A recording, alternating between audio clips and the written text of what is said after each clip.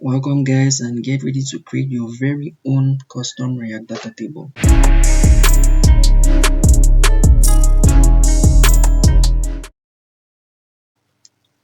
If you're here today, then I'm sure for one reason or the other you found yourself in need for creating your own custom data table.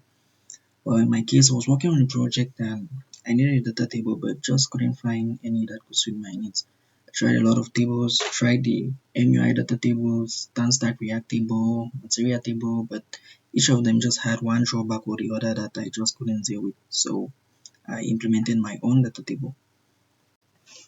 Now, if you have used other data table packages before, I'm sure you have realized that customizing of the table isn't on the easy side of things.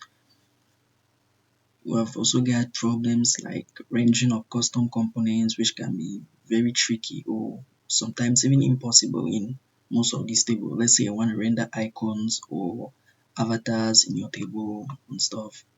Yeah, that's not the easiest of stuff to do.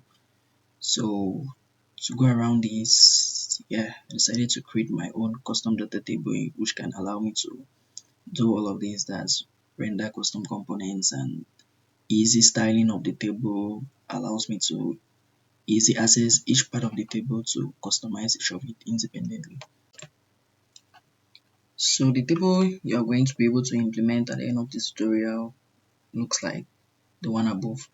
Permits for searching, filtering, adding of new records, editing, deleting, upgrade pagination, and increasing or decreasing the number of rows appearing on the page.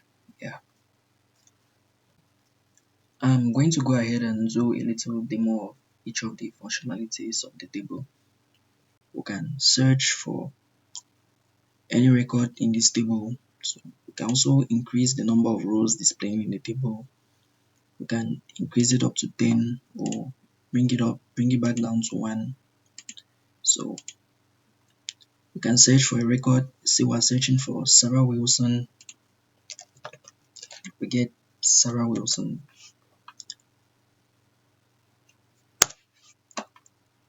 We can filter by any of the fields we've got above. We can filter the records by name and we see them.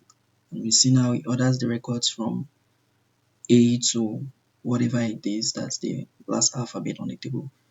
So we can filter again by age, and we've got the records ordered in their respective ages. So we can add a record.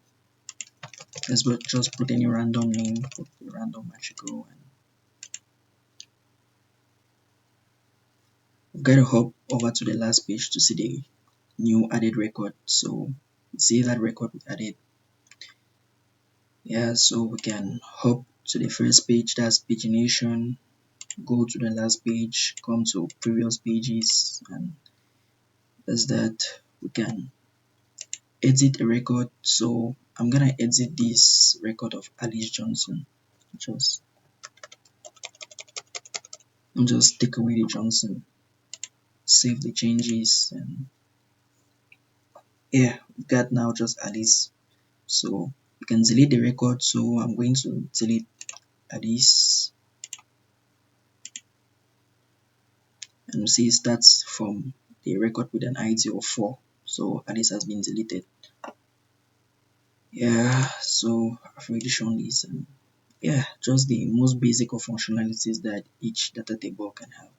And in doing this, guys, I'm going to show you how you can render custom components on your data table, such as this search bar, the icons, and all of that. So in working with other tables, it was not possible for me to include these icons, and doing so was pretty much very difficult, as well as styling tables. Like you can see this custom border adjusted down here. So guys, creating your own custom data table is cool because you have access to each component individually in your code. So if you wish, you could get a hold of this search bar and decide to put it down here at the bottom of your table rather than at the top of your table, or send it to your top left. So you have access to each component, and depending on where you want to place each component, you can do in your code. And we're going to see how to do all of that as we walk through the tutorial series together. If you want to easily follow along with me throughout the tutorials, we've got all the branches for the different steps of creating the data table here on our GitHub repo. Now for each video, we've got the branch for that video. It's going to be a tutorial series of 8 videos in general from chapter 1 up to chapter 8. So you can go ahead and download each branch and easily follow along with me throughout the tutorials. So that's it guys, see you in the next video.